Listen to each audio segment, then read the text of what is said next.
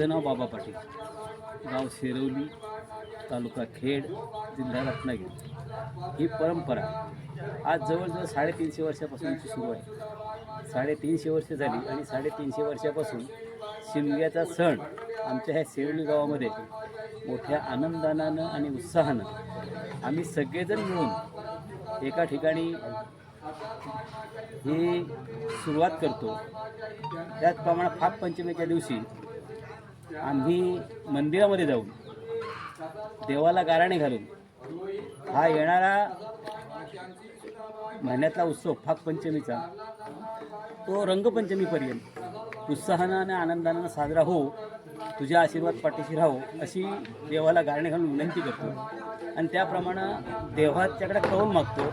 आणि कौल झाल्यानंतर आम्ही पौर्णिमेच्या सकाळी, म्हणजे त्याला आम्ही भद्र म्हणतो, पौर्णिमा झाल्याच्या सकाळी आम्ही होम लावतो.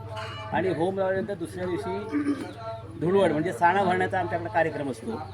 तो साणा भरण्याचा कार्यक्रमसुद्धा आमच्या गावातली सगळी मंडळी एकत्रित येऊन मोठ्या आनंदानं उत्साहानं तो साजरा होतो.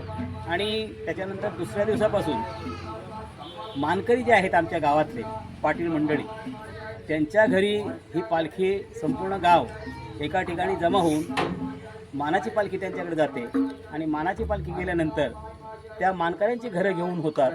आणि मानकऱ्यांची घरं घेऊन झाल्याच्या नंतर दुसऱ्या दिवसापासून मग गावातल्या प्रत्येकाच्या घरात ही पालखी गेली पाहिजे असं सुरुवातीपासून ग्रामस्थांचं म्हणणं आहे.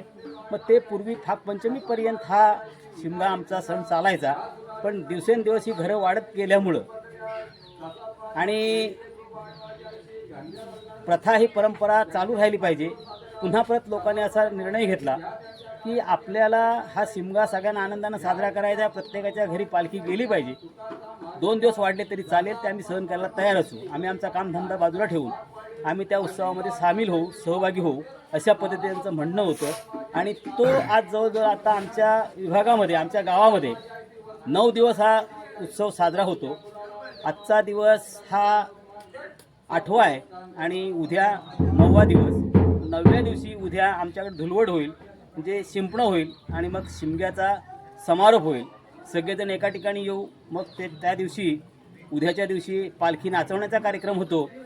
पालखीचा आनंद घेण्याचा, पालखी नाचवण्याचा आनंद घेण्याचा कार्यक्रम ही सगळी तरुण मंडळी येतात, गावातली सगळेजण त्या ठिकाणी राहतात, येतात आणि तो आनंदाने साजरा करतात.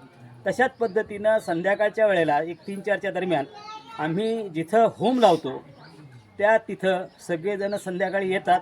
आणि मग गुळाचा आणि त्या नारळाच्या खोबऱ्याचा असा आम्ही प्रसाद करतो. आणि तो संध्याकाळी तिथं देवाला गारणे घालून की संपूर्ण हा वर्षभराचा कार्यक्रम आनंदानं पार पाडला. कुठल्याही पद्धतीची अडचण गावात आली नाही.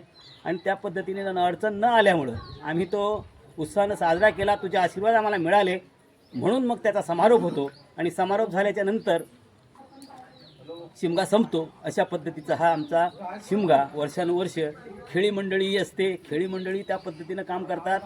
त्या पद्धतीनं आमच्याकडं खेळ्यांचा एक कार्यक्रम असतो. पालखीच्या पाठोपाठ खेळी असतात आणि खेळ्यांच्या पद्धतीनं त्या प्रत्येकाची घरं घेतली जातात, प्रत्येकाच्या घरी खेळले जातात, त्यांचे पाय धरले जातात. अशा पद्धतीचा हा कार्यक्रम मोठ्या आनंदानं उत्साहानं आम्ही संपूर्ण गाव एका ठिकाणी म्हणून साजरा करतो. धन्यवाद.